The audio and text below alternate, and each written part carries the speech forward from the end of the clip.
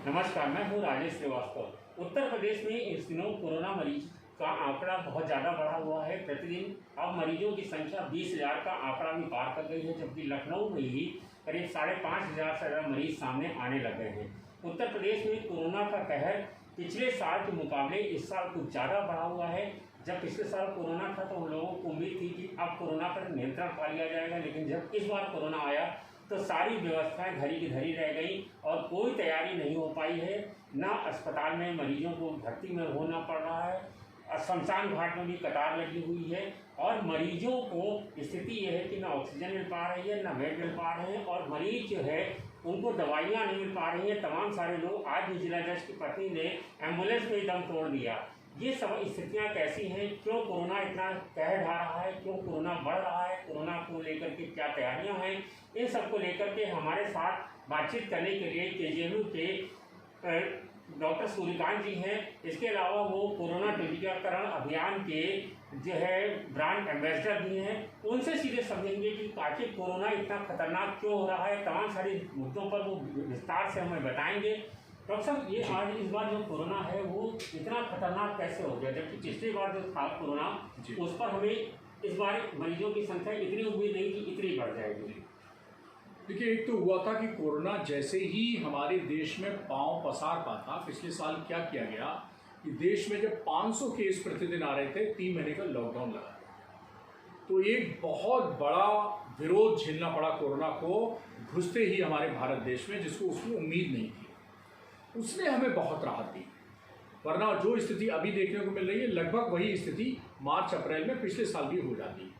लेकिन आप देखिए, जैसे ही लॉकडाउन हटा था, धीरे धीरे हटा था, तो फिर केसेस बढ़े थे। इस बार क्या हुआ कि नई साल की शुरुआत हुई, कोरोना के केसेस काफ़ी कम आ चुके। मुझे याद है करीब 7-8 हज़ार केसेस पर डे रह गए थे, वैक्सीन आ चुकी थी और लोगों ने समझा कि कोरोना चला गया। हमने भी समझा कोरोना चला गया, सरकार ने भी समझा कोरोना अब तो जाने ही वाला है। और वैक्सीन अपने जब तक पीक इफेक्ट पे आ जाती, मैं अगर वैक्सीन की तुलना करूं तो शुरू में वैक्सीन का पेस कम था। कुछ राजनीतिक और गैर राजनीतिक सवाल भी वैक्सीन के ऊपर उठ गए, कहते टीका है तो टिप्पणी भी हो गई, तो उससे लोगों में विश्वसनीयता भी वैक्सीन की कम रही और उसके कारण एक्सेप्टेबिलिटी भी नहीं आई। जो टीकाकरण का रेट होना चाहिए, रफ्तार होनी चाहिए था, वो नहीं हुई। अब तीसरे महीने में जाकर जब दोबारा कोरोना आ गया, दोबारा लोगों को डर लगने लगा, तब टीकाकरण की रफ्तार बढ़ी है और आज हम गर्व से कह सकते हैं कि हमारे देश में 2 स्वदेशी वैक्सीन और 1 विदेशी वैक्सीन, अब 1 नहीं 3, मैं तो अक्सर कहता हूँ त्रिमूर्ति ब्रह्मा विष्णु महेश हमारे पास आ गए हैं। 3 वैक्सीन अवेलेबल हो गई हैं और टीकाकरण की हमारी जो पिछले महीने की रफ्तार है वो दुनिया में सबसे आगे हो गई है। हमने अमेरिका और यूरोप, ब्रिटेन सबको अमेरिका की इस टीकाकरण के स्पीड में पीछे छोड़ दिया है। हमें ज़रूरत भी है, हमारा 135 करोड़ लोगों का देश है और 100 करोड़ लोगों का लगभग टीकाकरण करना होगा हमें, और 100 करोड़ का टीकाकरण करने के लिए 200 करोड़ की डोज की ज़रूरत पड़ेगी और हमें इनको जल्दी से जल्दी 100 करोड़ लोगों का टारगेट वैक्सीनेशन जब तक नहीं हो जाता तब तक 70-80% पॉपुलेशन का जो हर्ड इम्यूनिटी है वो नहीं हो पाएगी और हम कोरोना को नहीं रोक पाएंगे। अब दूसरी बात में आता हूँ कि कोरोना बढ़ा कैसे। तो देखिए, कोई कोरोना खुद मैं कहता हूँ जिम्मेदार नहीं है, हम सब इसके जिम्मेदार हैं। डॉक्टर सूर्यकांत भी उसमें शामिल है और सब शामिल हैं, पूरे के पूरे 135 करोड़ लोग देश के शामिल हैं। इसलिए क्योंकि देखिए, जब थोड़ी निश्चिंतता दिखती है तो लापरवाही हो जाती है, एक प्रकृति का नियम है। और इस बार तो क्या हुआ कि ज़्यादा ही निश्चिंतता दिख गई, हम सब ओवर कॉन्फिडेंस हो गए और लापरवाही बहुत हद तक हो गई। अब देखिए, बहुत छोटी सी बात है, हम सबको मालूम है कि हमने कहा था कोरोना काल में नमस्ते करिएगा। नमस्ते में हम अपने दोनों हाथ जोड़ते हैं और जब हम शेक हैंड करते हैं तो एक दूसरे के हाथ जोड़ते हैं और एक दूसरे के जो संक्रमण है वो ट्रांसमिट कर देते हैं। मेरा कोरोना तुझ पे गया, तेरा कोरोना मुझ पे गया, मेरा बैक्टीरिया तेरे को गया, तेरा बैक्टीरिया मेरे पे आया। तो लोगों ने, अब देखिए, मैंने तो यहाँ तक देखा लोग मास्क लगाए लेकिन शेक हैंड किए जा रहे हैं और एक नहीं पूरा 1 मिनट तक हो जा रहे हैं। पूरे 2020 में यार हाथ नहीं मिला पाए, लाओ आज 21 में पूरा हाथ मिला लें, कोटा 2020 का पूरा कर रहे हैं। तो ये जाने अनजाने में या आप कुछ भी कह लीजिए, अति आत्मविश्वास कह लीजिए, उसके कारण ये लापरवाही हुई। और देखिए, कोरोना जो होता है, इस बार के कोरोना और पिछली बार के कोरोना में क्या अंतर है। पिछले बार के कोरोना में क्या था कि अगर किसी एक परिवार में कोरोना पॉजिटिव हो गया, हमने बाकी की टेस्टिंग कराई तो 1 या 2 आदमी पॉजिटिव निकलता था, कई बार कोई भी पॉजिटिव नहीं निकलता है। इस बार क्या हो रहा है, इस बार की कोरोना की जो संक्रामक क्षमता है यानी इन्फेक्टिविटी है, लोगों को दूसरों को संक्रमण फैलाने की जो क्षमता है वो काफ़ी बढ़ गई है। जैसे हनुमान जी रूप बदल दिया करते थे, आप देखिए ये बगल में हनुमान जी लगे हैं हमारे, हनुमान जी जैसे रूप बदल दिया करते थे, सुरसा के मुंह में गए तो बड़ा आकार कर लिया, और जब निकलना था तो मच्छर के आकार का रूप कर लिया, लघु रूप कर लिया। तो कोरोना भी जो है वो जितने शरीरों में ज़्यादा प्रवेश करेगा उसका रिप्रोडक्टिव नंबर बढ़ता है। इसको हम आर वैल्यू कहते हैं। अभी हम समझाएंगे कि व्हाट इज़ आर वैल्यू। अभी आप जब पूछेंगे कि आर वैल्यू का क्या कॉन्सेप्ट है, तो आर वैल्यू बढ़ती है जितने लोग उससे ज़्यादा बढ़ा। मतलब हम लोग अपनी संख्या कैसे बढ़ाते हैं? शादी करके। कोरोना कैसे संख्या बढ़ाता है? एक दूसरे के अंदर घुस के, मनुष्यों के अंदर घुस के। तो ये कोरोना की रिप्रोडक्टिव पावर है, तो उसकी आर वैल्यू बढ़ती है। आर वैल्यू बढ़ती है तो संक्रमण की। इस बार की कोरोना में अगर एक व्यक्ति संक्रमण हो जाता है तो उसके जो संपर्क में आए लगभग सब पॉजिटिव पाए जा रहे हैं। इसीलिए देखिए आप एक ऑफिस में आपने देखा होगा कि इंदौर मेडिकल यूनिवर्सिटी की खबर आई 100 लोग संक्रमित हो गए, एम्स की खबर आई दिल्ली की कि 25 लोग संक्रमित हो गए, गंगाराम अस्पताल की खबर आई 37 लोग संक्रमित हो गए।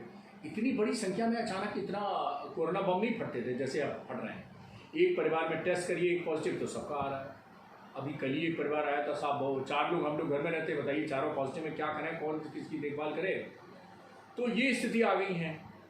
और एक जरूर मैं समाज को संदेश दे दूं कि लोग अक्सर ये कह रहे हैं कि साहब वो शमशान घाट में बोली। देखिए ऐसा है कि पिछली बार लगभग 70-80 हज़ार केस रोज आ रहे थे तो मौत हो रही थी करीब 1000-1100 रोज। आज केसेस जब 1,70,000 80,000 के करीब पहुंच रहे हैं तब मृत्यु हो रही है 900 और 1000। और केसेस जो 1,70,000 आप देख रहे हैं ये एक्चुअली 1,70,000 नहीं है। हम उस अनुपात में टेस्टिंग नहीं कर पा रहे हैं। मेरे हिसाब से इस पर 5 गुना जोड़ दीजिए, ये 8-10 लाख केसेस पर डे उस डिटेक्ट होने चाहिए अगर फुल कैपेसिटी से टेस्ट किया जाए तो बहुत ज़्यादा संक्रामक है, बहुत ज़्यादा फैल रहा है। लेकिन फिर मैं संतोष की बात कहूँगा कि मॉर्टलिटी इससे उतनी नहीं है, सीवियरिटी उतनी नहीं है। लेकिन फिर भी संख्या बढ़ेगी तो मान लीजिए मृत्यु दर 1% भी है जैसा अंदाज लगाया जा रहा है कि 1% के आसपास है, तो अगर 1% के आसपास भी है और 1 लाख बढ़ रहे हैं तो बहुत सारे लोग जो हैं वो भी मौत के भी शिकार हो जाएंगे। तो ये बात सही है कि संक्रामकता इस बार ज़्यादा है, कोरोना बहुत तेज़ी से पैर पसार रहा है, और जिस तेज़ी से वो पैर पसार रहा था हम समझ नहीं पाए। हम उस तेज़ी से ना तो हम कोविड अप्रोप्रिएट बिहेवियर अपना पाए स्ट्रिक्ट उतना, और ना ही हम टीकाकरण की रफ्तार बढ़ा पाए। यही कारण था कि आज ये हमें दिन देखना। सर आप कह रहे हैं कि जो कोरोना का जो रफ्तार है वो बढ़नी चाहिए, तो जिस रफ्तार से बढ़नी चाहिए थी उस रफ्तार से बढ़ रही है जी। और लेकिन नहीं, पिछले वर्ष की तुलना से ज़्यादा बढ़ रही है क्योंकि ये संक्रामक ज़्यादा है। लेकिन सर पिछले बार जब हम लोगों को मालूम था, जब कम लोग थे मरीज, तब हम लोगों ने तैयारी की थी। आज तैयारी उतनी क्यों नहीं है? क्यों मरीजों को आपको बताएं कि प्राइवेट हॉस्पिटल में चेकिंग नहीं हो रही है, मरीजों को बेड नहीं मिल रहा है, ऑक्सीजन नहीं मिल रहा है, तो जिनको कोरोना हो गया आखिर वो क्या करें? सरकार ने और अस्पतालों ने जो तैयारी की थी वो तैयारी कहाँ धरी रह गई? देखिए बहुत छोटी सी बात थी। जैसे हमारे यहाँ 5 ICU बने थे पिछले वर्ष, 500 बेड का कोविड हॉस्पिटल बना और 200 बेड का ICU बना, 5 ICU निर्माण किए गए थे। हमने धीरे धीरे चारों बंद कर दिए, एक रह गया था क्योंकि उम्मीद थी कि अब एक से काम चल जाएगा, और चल भी रहा था। तो इसी तरह हुआ कि बिटिया की शादी थी, बराती 50 बुलाए, आ गए 5000। अब क्या किया जाए, अव्यवस्थाएँ हो गई। अब देखिए ऐसा है कि एक जगह और है, पिछली बार लोग अस्पताल जाने से डरते थे। पिछली साल जब बिल्कुल नौबत ये आ जाती थी कि आप गए तब अस्पताल को याद करते थे। एक साल में लोगों का सेंसिटाइजेशन हुआ, लोगों में चेतना आई, तो जैसे ही ऑक्सीजन सबके घर में पल्स ऑक्सीमीटर, पिछली बार तो पल्स ऑक्सीमीटर घर में नहीं था, इस बार हर घर में पल्स ऑक्सीमीटर। और मैं कहता हूँ कोरोना का सबसे अच्छा वरदान ये है कि उसने हर घर में थर्मामीटर और पल्स ऑक्सीमीटर पहुँचा दिया। ये 2 बहुत ज़रूरी मशीनें हैं। घर में टीवी हो चाहे हो, फ्रिज हो चाहे हो, AC हो चाहे हो, लेकिन थर्मामीटर और पल्स ऑक्सीमीटर ये 2 यंत्र जरूर होने चाहिए। वो कोरोना ने कर दिखाया। अब हम जैसे ही हमें मालूम है कि 95 से ऊपर होना चाहिए, लेकिन अक्सर अब व्यक्ति सामान्य का नापता है तो 98-99 निकलता है, अपने मरीज का नापता है तो 95 निकलता है। वो घबरा जाता है कि मेरा तो 99 आ रहा है, इसका 95 आ रहा है। चलो तो एक ये भी अस्पताल की डिमांड बढ़ी है। पहले तो मुझे याद है पिछली बार 70-70, 50-50, 60-60 ऑक्सीजन पे तब लोग आते थे और बड़ी बुरी हालत लेकर आते थे। इस बार ये अच्छी बात है कि अस्पताल लोग पहले से ट्राई कर रहे हैं और यही कारण है कि डिमांड बढ़ी है, सप्लाई उतनी है नहीं। तो डिमांड सप्लाई में जब भी गैप होगा ये स्थिति आएगी, आ रही है। लेकिन मुझे ऐसा लगता है कि सरकार भी तैयारी कर रही है, हम चिकित्सक भी तैयार कर रहे हैं। अब देखिए ऐसा ना दोहरी मार पड़ रही है। हम लड़ाई के खिलाफ कौन खड़े हैं? हम हेल्थ केयर वर्कर खड़े हैं। अब हेल्थ केयर वर्कर खुद पॉजिटिव हो जा रहे हैं, हमारी जो लड़ने वाली सेना है उसकी संख्या कम हो जा रही है, तो ये भी एक समस्या आ रही है। इसलिए मैंने सरकार से निवेदन कहा है कि कोई भी पद इस समय खाली मत छोड़िए, एपिडेमिक टेक लागू करिए। अरे समस्या चाहे उसमें रिजर्वेशन पॉलिसी की हो, सबको ओवररूल कर दीजिए। जो डॉक्टर जहां मिले, किसी भी रिजर्वेशन कैटेगरी का, जनरल कैटेगरी का, जो भी, आप एपिडेमिक एक्ट के तहत नियम निकाल सकते हैं कि भरिए तुरंत वॉक इन इंटरव्यू से।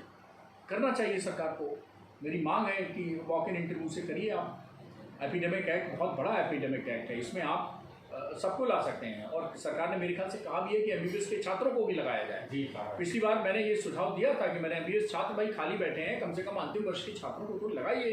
वो 2-4 महीने की पढ़ाई के बाद वैसे भी डॉक्टर बनने वाले हैं। अरे 2-4 महीने पहले कोरोना उनको डॉक्टर बना देगा तो क्या दिक्कत है? उनको मानवता की सेवा करने का मौका मिलेगा, अच्छी बात है। सर प्राइवेट अस्पतालों में जो है क्यों चेकिंग रोक दी गई? अब ये तो देखिए सरकारी विषय है, मुझे नहीं मालूम कि इसके पीछे क्या था। हालांकि शायद सरकार की तरफ से क्लैरिफिकेशन आ गया है कि दोबारा उन्होंने परमिशन दे दी है। अब इस पर तो मैं देखिए चिकित्सक हूँ, मैं कोई सरकारी प्रवक्ता या सरकार का हिस्सा नहीं हूँ, इसलिए मैं नहीं कह सकता हूँ कि क्या सरकार की पॉलिसी है। लेकिन जो अखबारों में मैंने पढ़ा है उसके हिसाब से शायद प्राइवेट सेक्टर को दोबारा अनुमति दे दी गई है टेस्ट करने की। सर ये जो कोरोना है बढ़ रहा है, सब लोग देख रहे हैं, लेकिन ये कोरोना जो है ग्रामीण अंचलों में भी नहीं पहुंचा है। लखनऊ, प्रयागराज, वाराणसी, एटा, ऐसे आगरा, 5 कानपुर, 6-7 शहर ऐसे हैं जहाँ कोरोना संक्रमण ज़्यादा है। अभी आपने पिछले दिनों एक शोध भी जारी किया था जिसमें आपने बताया है कि आग बढ़ रही है, जिसकी वजह से कोरोना की प्रजनन क्षमता बढ़ गई है, जिसकी वजह से मरीज ज़्यादा संक्रमित हो रहे हैं। तो ये शोध क्या है, इसको जरा विस्तार से बताइए। और ये जो संक्रमण है लखनऊ को ही ज़्यादा फोकस क्यों कर रहा है? देखिए श्रीवास्तव जी, बात तो सही है कि 9 जिले जो हैं प्रायोरिटी लिस्ट में हैं। 75 जिले हैं उत्तर प्रदेश में जिनमें नाइट कर्फ्यू भी लगाया गया है, दूसरे सेंशंस भी लिए गए हैं। और मैं सबसे बड़ी बधाई दूंगा इस व्यापार मंडल की, व्यापारी समाज की, कि व्यापारी समाज ने खुद निर्णय लिया कि आज से लेके और संडे तक हम अपने मुख्य प्रमुख बाजार जहाँ पर भीड़ ज़्यादा होती है उनको बंद रखेंगे। देखिए कोरोना की बीमारी का संबंध 2 चीज़ों से है, एक शरीर की इम्यूनिटी से और दूसरा कोरोना का लोड कितना है, यानी कोरोना की संख्या कितनी है। अगर आप छोटी कमरे में हैं, भीड़ ज़्यादा है, मान लीजिए एक बाजार है, एक बाजार में खड़े होने की लोगों की आराम से 2 गज की दूरी पे खड़े होने की 100 लोगों के खड़े होने की संख्या है। अब 2 गज की दूरी कैसे मेंटेन होगी जब 100 के बजाय 1000 लोग बाजार में पहुंच गए? तो एक दूसरे से सटेंगे, पटेंगे, हटेंगे, तो उसमें ट्रांसमिशन बढ़ जाता है। और दूसरा ये देखना पड़ता है कि क्या हम ऐसे स्थान पर खड़े हैं जहाँ पे छत है या ओपन है, इसका बहुत फर्क पड़ता है। अब देखिए हालांकि मेरे वक्तव्य का अन्यथा मत किया जाए, लेकिन इतनी रैलियाँ होती हैं वो सब ओपन में होती हैं, वहाँ छत नहीं होती है, वहाँ ट्रांसमिशन बहुत ज़्यादा नहीं होता है। और क्यों नहीं ज़्यादा होता है? क्योंकि वो ओपन स्पेस है और वायरस जब ट्रांसमिट होता है तो भाई पतंग तक हवा में उड़ जाती है, और ये वायरस तो माइक्रोन साइज का, छोटा साइज का है, हवा का रुख जिधर होगा उधर ही बढ़ जाएगा। तो अगर कोरोना को एक्सपेंड करने का स्पेस मिल रहा है तो देखिए उसको इतनी अकल नहीं है कि ये जो है वो श्रीवास्तव जी हैं, इनकी नाक में घुसो, अंदर जाओ तो इनको बीमार कर देंगे। तो लकड़ी पे भी जाके बैठ जाएगा, छत पे भी जाके चला जाएगा, वहाँ भी चला जाएगा, वहाँ भी चला जाएगा। ये तो चांस की बात है कि जो हमने सांस ली उसमें कोरोना चला गया और हमको संक्रमण कर दिया। अब अगर कंजेशन ज़्यादा होगा, ऊपर छत होगी तो नेचुरली छत का प्रेशर होगा और हमारे सांस में कोरोना ज़्यादा से चला जाएगा। हम ओपन स्पेस में खड़े होंगे और थोड़ा सा दूर खड़े होंगे तो नेचुरली कोरोना हमारे सांस में जाने की संभावना कम होगी। और अगर हमने मास्क लगा रखा है तो सोने में सुहागा हो गया तो फिर हम पूरी तरह से प्रोटेक्टेड हैं। तो ये अब मैं आता हूँ आर वैल्यू पे। ये आर वैल्यू क्या है? ये रिप्रोडक्टिव नंबर है। अब देखिए हम लोग रिप्रोडक्शन का क्या मतलब, हम लोग शादी करते हैं, बच्चा पैदा करते हैं, तो हमारी जनसंख्या बढ़ने का क्या तरीका है? शादी है, शादी माध्यम है। अब कोरोना कोई शादी हो रही नहीं, मेल फीमेल कोरोना होता नहीं, इनकी आपस में शादी होती नहीं है। कोरोना का बढ़ने का एक ही माध्यम है कि कोई होस्ट मिल जाए, डॉक्टर सूर्यकांत मिल जाए, भैया मिल जाए, कैमरा वाले श्रीवास्तव जी मिल जाएं और इनके सांस मार्ग से अंदर चले जाओ, धड़ धड़ जो है हम अपनी संख्या बढ़ाने लगे। यही उनकी प्रजनन क्षमता है, यही उनकी, इसी से बढ़ती है R value. R value indicate करती है कि उस क्षेत्र में इन्फेक्शन की वृद्धि का क्या स्तर चल रहा है। इससे प्रिडिक्ट भी हम कर सकते हैं कि आर वैल्यू अगर 1 से ज़्यादा है मतलब अब संक्रमण बढ़ेगा बढ़ेगा बढ़ेगा। अब आप याद करिए कि 16 सितंबर को जब हाईएस्ट पिछली बार केसेस आए थे 2020 में, तो 97,000 कुछ केसेस आए थे, उस समय आर वैल्यू पीक पे थी। और जैसे ही वक्त गुजरा धीरे धीरे लोग कम मिले उसे सांस के अंदर जाने के लिए कोरोना को, तो उसकी जो मल्टीप्लिकेशन है वो कम हो गया, 1 से 2, 2 से 4, 4 से 8 फटाफट जो बना रहा था वो अपने कॉपी, वो कम हो गया। वो कम हो गया तो आर वैल्यू कम हो गई। जब संक्रमण के लिए लोग कम मिलेंगे तो आर वैल्यू कम होगी। लेकिन अब आप सुन लीजिए आर वैल्यू वर्तमान में क्या स्थिति है। वर्तमान में आर वैल्यू देश की ऑन एन एवरेज 1.32 है आज की तारीख में। मतलब संक्रमण देश में बढ़ेगा। कितना बढ़ेगा? 1 से 0.32 ज़्यादा है तो मतलब इतना बढ़ेगा, कोई भी मानक मान लीजिएगा। हमारे उत्तर प्रदेश की आर वैल्यू 2.14 है, मतलब राष्ट्रीय जो एवरेज है, जो बढ़ेंगे केसेस उससे लगभग 2 गुना उत्तर प्रदेश में खतरा बढ़ने का बना हुआ है। अब आर वैल्यू का एब्सोल्यूट नंबर से मतलब नहीं है। अब जैसे उत्तर प्रदेश ने शुरू की तो शुरुआत में अप्रैल के पहले दिन जो है वो 2-3 हज़ार केसेस थे। अब 15 दिन बीते और हमारे केसेस 20,000 हो गए, तो 3 से 30,000 हो गए, मतलब 10 गुना बढ़ रहे। अब आप महाराष्ट्र का इंतजार करिए। महाराष्ट्र में केसेस जो थे वो करीब 50,000 थे, और पिछले 15 दिन से आप महाराष्ट्र में देखिए तो 50 और 60,000 के बीच में। कभी आपने सुना 60,000 को क्रॉस किए? तो उनकी आर वैल्यू नीचे आ गई। अब ताज्जुब है कि अब कोई कहेगा कि महाराष्ट्र में 60,000 बढ़े हैं और यूपी में 20,000 पर डे आ रहे हैं। डॉक्टर सूर्यकांत कह रहे हैं महाराष्ट्र की आर वैल्यू कम है और उत्तर प्रदेश की ज़्यादा है। बिल्कुल ज़्यादा है। इसीलिए अब खतरा उत्तर प्रदेश में महाराष्ट्र से भी ज़्यादा है। ये हमें समझने की ज़रूरत है। हम अपने शरीर को वायरस से बचाएंगे तो आर वैल्यू को कम कर ले जाएंगे। हमारे शरीर वायरस के लिए बराबर उपलब्ध होते रहेंगे तो आर वैल्यू बढ़ती रहेगी। ये आपकी चिंता को समझना, आपके दर्शकों को समझना।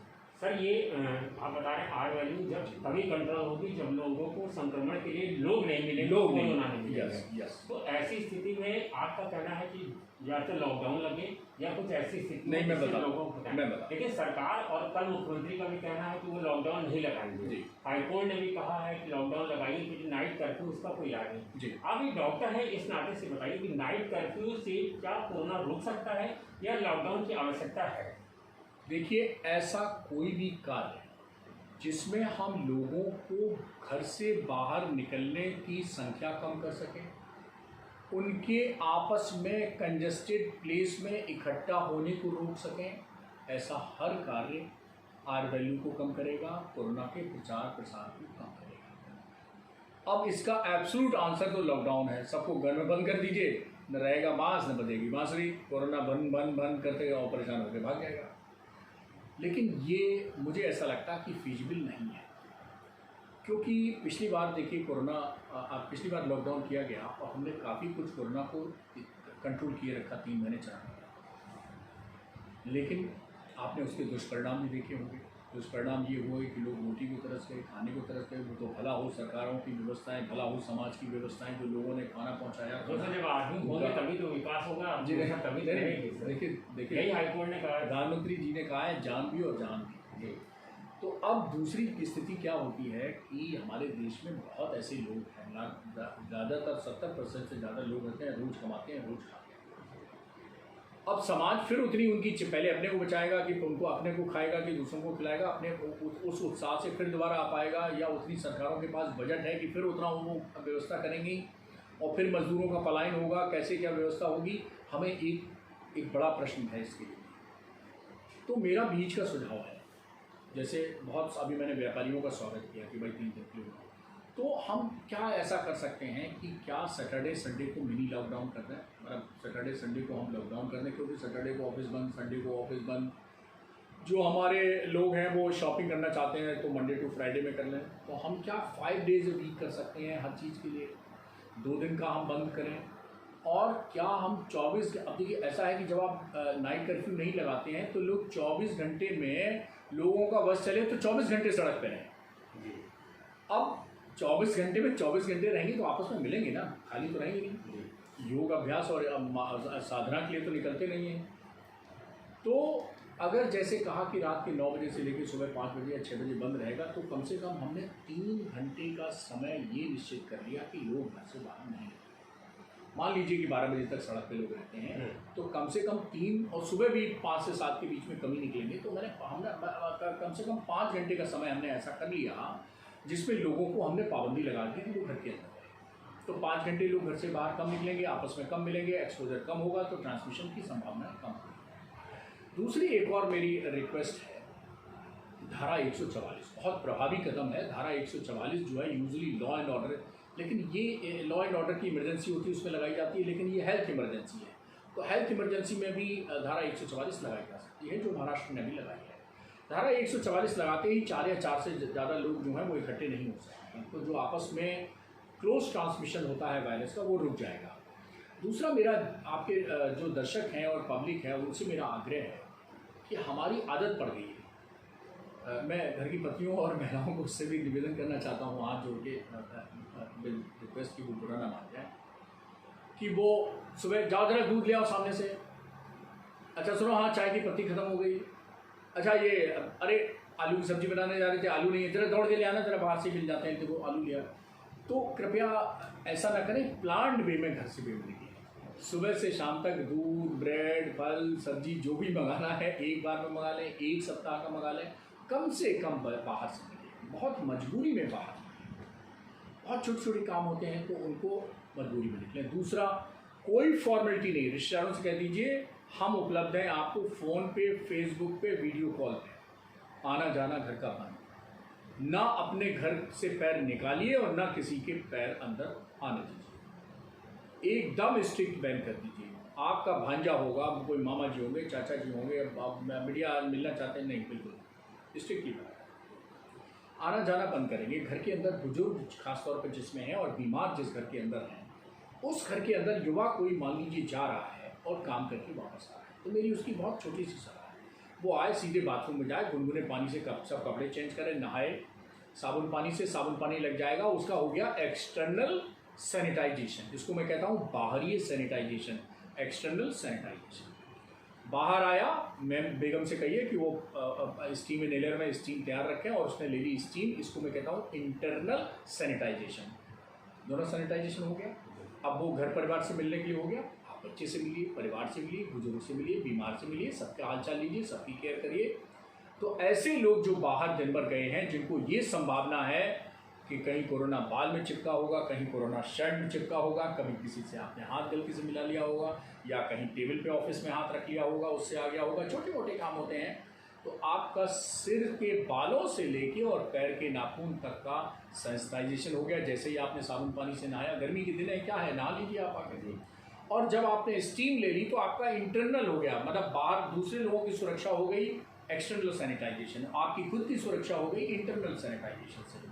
ये तो सैनिटाइजेशन दे दीजिए। देखिए इतना पक्का मेरा फार्मूला है, मैं साल भर से खुद व्यक्तिगत रूप से कर रहा हूँ। ईश्वर की कृपा से डॉक्टर सूर्यकांत सुरक्षित है, मेरा पूरा परिवार सुरक्षित है, ईश्वर की कृपा रही, हनुमान जी की कृपा रही तो आगे भी सुरक्षित रहेगा। हम चाहते हैं कि हमारे बड़ा दर्द होता है, पीड़ा होती है जब मुझे फ़ोन कोई आता है कि डॉक्टर साहब मेरे घर में 4 पीड़ित हैं, वो हैं, एक मेडिकल रिप्रेजेंटेटिव बेचारा रो रहा था परसों, डॉक्टर साहब एजेंसी में भर्ती करा दीजिए। मैं खुद असहाय महसूस करता हूँ, मुझे खुद वेदना होती है कि मैं भर्ती नहीं करा पा रहा हूँ।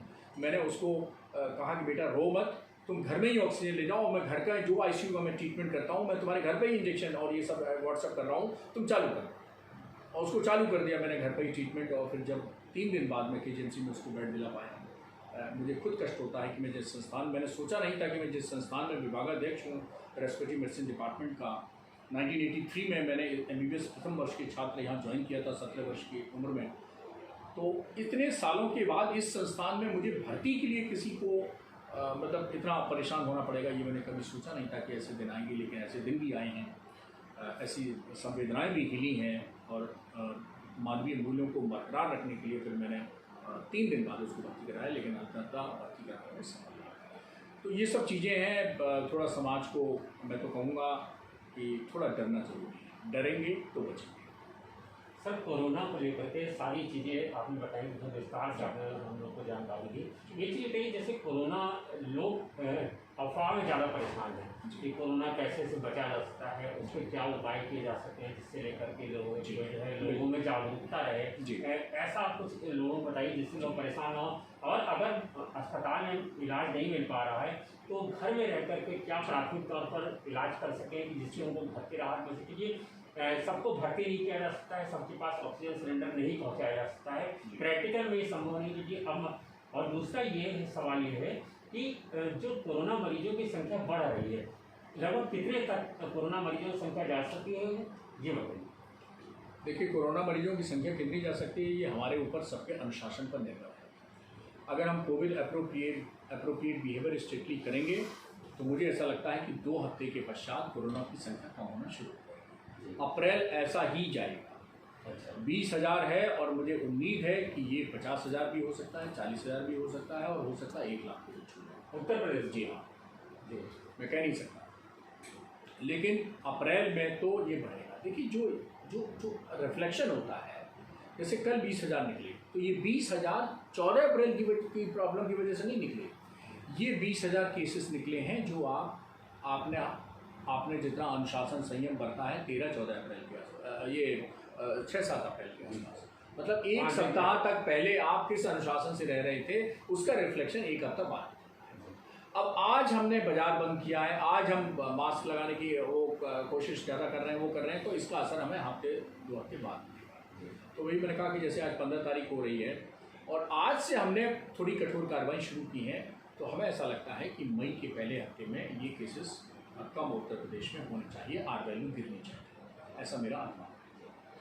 और दूसरा, आपने कहा कि जो लोग कोरोना से पॉजिटिव नहीं हैं, भाई कोरोना पॉजिटिव है तो जो कोविड प्रोटोकॉल का ट्रीटमेंट प्रोटोकॉल है वो उसके हिसाब से लेना पड़ेगा।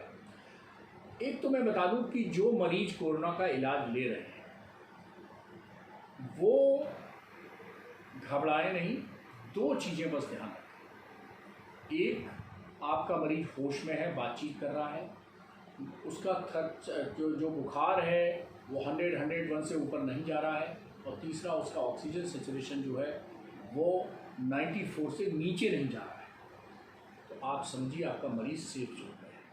पहले तो आप ये जान लीजिए कि कब आपका मरीज सेफ जोन में है, तो आप इलाज देते रहें। लेकिन हाँ, अचानक बुखार 104 से ऊपर चला गया, नब्ज जो है 120 के ऊपर चली गई, और ऑक्सीजन सैचुरेशन जो है वो 94 से नीचे चला गया, ये 3 चीज़ें मैं फिर 4 चीज़ें मैं बता देता हूँ। पहला, मरीज आपका बेहोशी जैसा होने लगा है, आएँ बाएँ साएँ बकने लगा है।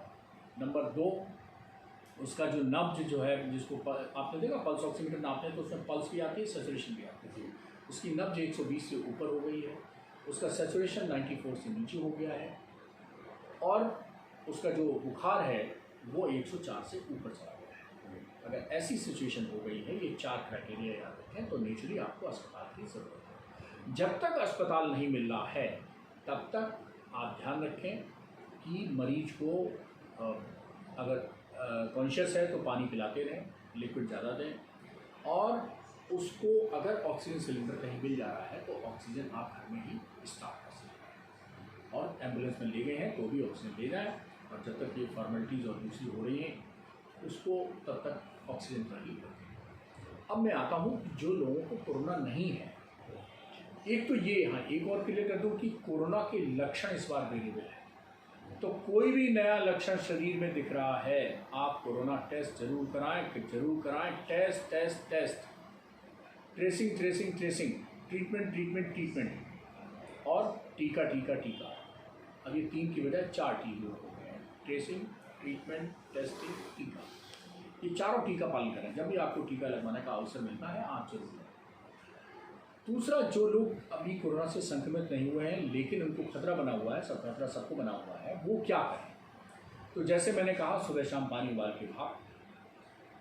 जो विटामिन हम लोग कहते हैं A, B, C, D, उसमें से B, C, D विटामिन जो हैं वो इसके लिए बहुत महत्व उपयोगी है। तो विटामिन B, विटामिन C चूसने की गोली आती है 500 मिलीग्राम की, 1 या 2 गोली रोज चूस लें। अगर विटामिन C नहीं मालूम किसी को मिल जाए तो एक नींबू जो है वो निचोड़ के शिकंजी सुबह पी लीजिए, शाम को पी लीजिए, हो गया ना विटामिन C, क्या दिक्कत है। अब धूप तो तेज है, तो वरना तो विटामिन डी धूप में बैठ के भी ली जा सकती है। तो विटामिन डी की 60,000 इंटरनेशनल यूनिट की एक दवा आती है, पाउच या गोली या कैप्सूल, और उसको ले लें आप, और 1 महीने में 1 बार उसको खाते रहें मेंटेनेंस के रूप में। अगर मान लीजिए किसी ने जांच कराई है और विटामिन डी 30 से कम है, तो फिर हफ्ते में 1 दिन खाना पड़ेगा, और 4-5 कैप्सूल 4-5 डोज जो है हफ्ते में 1 दिन खा लें 1 महीने तक, और उसके बाद मेंटेनेंस डोज यानी महीने में 1 बार। बी कॉम्प्लेक्स के लिए भी मेरा सुझाव है, मैं तो देखिए डॉक्टर सूर्यकांत बदनाम है कम से कम दवा लिखने के लिए, तो बी कॉम्प्लेक्स के लिए मेरे सुझाव, अगर आपकी डाइट में हरी सब्जियां शामिल हैं तो आपको बी कॉम्प्लेक्स लेने की ज़रूरत ही नहीं है। आप हरे मौसमी फल खा रहे हैं, आपको बी कॉम्प्लेक्स लेने की ज़रूरत ही नहीं है। आप सिट्रस फ्रूट खा रहे हैं, नींबू संतरा कीनू खा रहे हैं, तो आपको विटामिन सी की भी लेने की ज़रूरत नहीं है, तो केवल विटामिन डी ले लीजिए। तो इसमें भी देखना पड़ेगा कि आप खा क्या रहे हैं। आप हरे लाल पीले ये सब फल सब्जी खा रहे हैं रंग बिरंगे, तो इसका मतलब विटामिन बी और विटामिन सी का कोटा आपका पूरा हो गया, केवल विटामिन डी आपको लेना पड़ेगा। स्टीम मैंने कहा सुबह शाम लेते रहें, गर्मी का भी मौसम है और कोरोना खुद डिहाइड्रेशन करता है, तो पानी खूब पीते रहें। अब पानी का लोग जो है ना वो मैंने पानी कहा, लिम्का नहीं कहा, कोको कोला नहीं कहा, ये थोड़ा ध्यान रखें कि अपने पेयजल पिए। भाई हमारे यहाँ कम है पेयजल क्या। अब देखा हमने बच्चों को लोग जो है वो बॉर्नवीटा हॉर्लिक्स और पता नहीं क्या क्या खिलाते रहते हैं। अरे भाई कभी बॉर्नवीटा हॉर्लिक्स का स्वाद चख के देखिए, उससे तो स्वाद अच्छा मेरा सत्तू का है। आप सत्तू क्यों नहीं घुला के दे रहे हैं, नींबू और नमक डाल के बढ़िया सा सत्तू दीजिए, उसका स्वाद भी अच्छा है, उसमें विटामिन भी हैं, मिनरल्स भी हैं, हाइड्रेशन से भी बचाएगा, और कोल्ड ड्रिंक के दुष्परिणाम है उनसे भी बचाएगा। अब किसी बच्चे से हम पूछ दें सत्तू, तो अंकल पूछेगा डॉक्टर अंकल क्या what do you mean by sattu, तो बच्चे जानते नहीं। अभी मैं किसी को कह दूँ गुड़ आयरन के कैप्सूल लोग खाएंगे, गुड़ नहीं बच्चे को खिलाएंगे। अरे चीनी में सिर्फ मिठास है, गुड़ में बहुत कुछ है, तो गुड़ आप खाते रहेंगे तो ना आयरन की कमी होगी ना मिनरल्स की कमी होगी, जो बहुत सारे मिनरल्स होते हैं। तो बच्चों को आदत थोड़ी डालनी चाहिए, चीनी को रिप्लेस गुड़ से करना चाहिए। नमक में भी सेंधा नमक जो है बेहतर होता है। जितने बीपी के मरीज हैं मेरा उनसे गुजारिश है, सफ़ेद नमक छोड़ दीजिए, सेंधा नमक खा लीजिए, देखिए बीपी की एक दवा वैसे ही छूट जाएगी आपकी। और